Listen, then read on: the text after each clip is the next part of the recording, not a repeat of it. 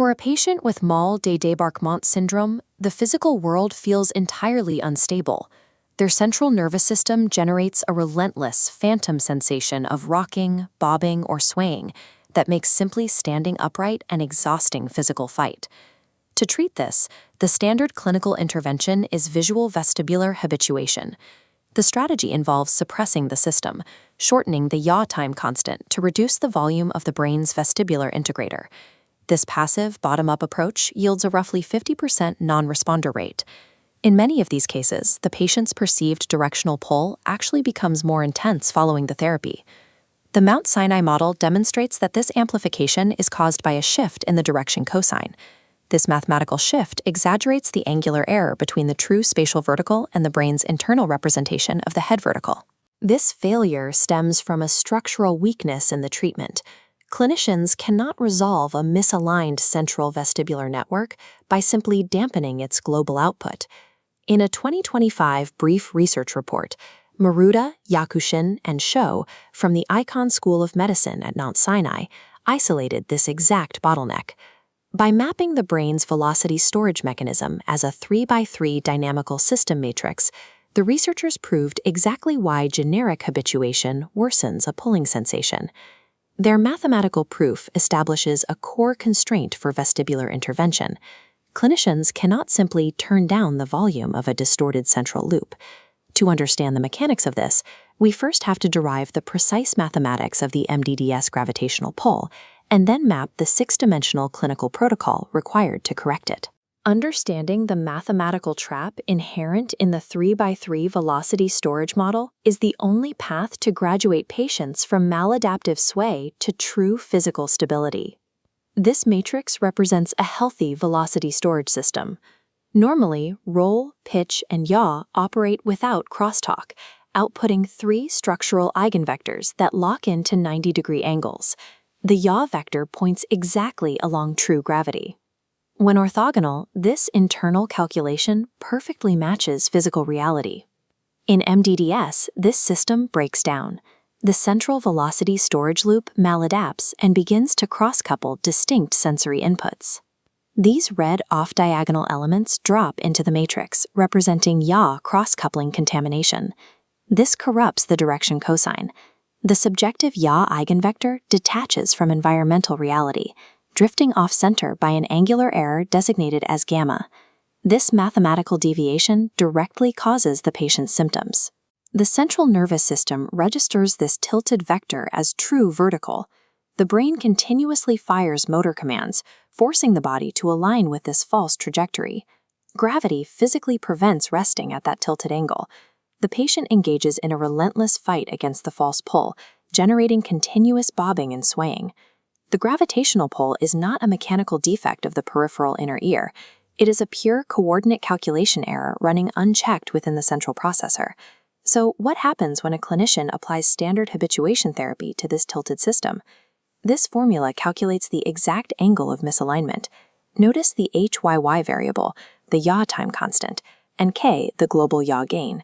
Passive habituation attempts to artificially shorten these. If a clinician drives those global variables down without explicitly zeroing out the red cross-coupling errors first, the mathematical ratio of the entire matrix is destroyed. By reducing the yaw volume, the equation's denominator shrinks relative to the cross-coupled errors.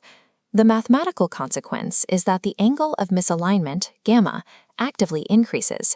The Mount Sinai team ran this specific scenario. If a patient starts with a 15-degree forward pitch error and a clinician applies a standard 20% gain reduction protocol, the decay trajectory curve approaches a new, wider asymptote. The internal representation of verticality shifts to an 18.5-degree error.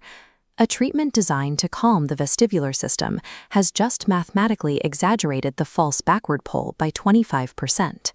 You cannot successfully attenuate a system that is out of alignment.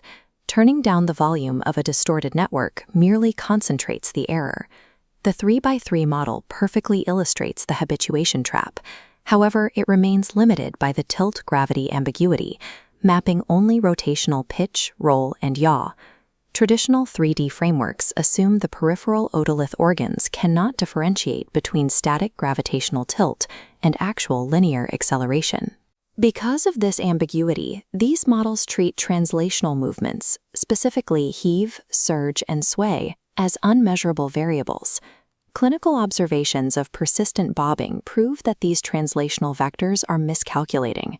In a conscious patient, the brain should resolve otolithic ambiguity by cross-referencing vestibular data with the body's fastest neural networks and motor intent. To resolve these errors, the clinical architecture must expand into a 6x6 framework. This larger grid explicitly maps the linear cross-coupling blocks that generate surging, heaving, and swaying. Remediation requires stepping out of isolated rotational parameters and treating the patient as a fully integrated 6-dimensional biological system. How do we force this complex 6x6 network to drop its pathological cross-coupling and reset?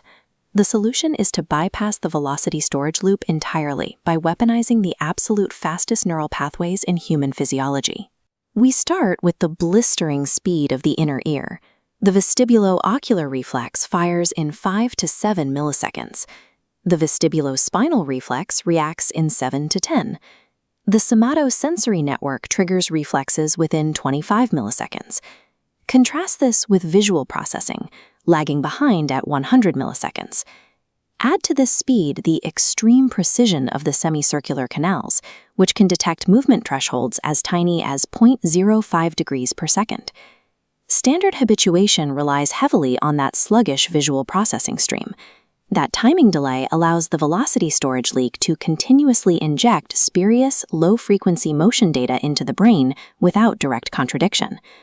To break the false calculation of reality, clinical intervention must strike the central processor inside that rapid 5 to 25 millisecond reflex window, long before the visual cortex can interfere.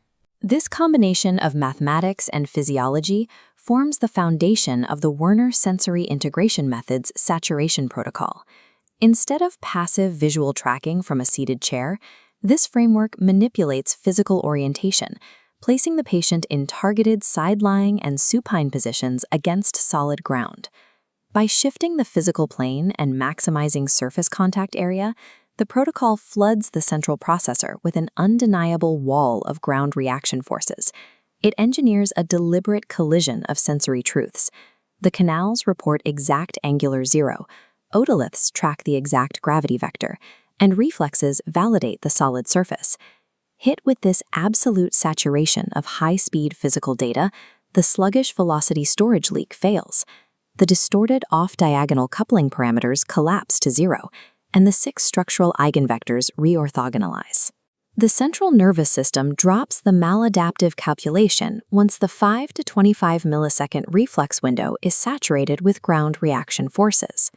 We must actively reorthogonalize the coordinate system instead of simply attempting to turn down the volume of the noise.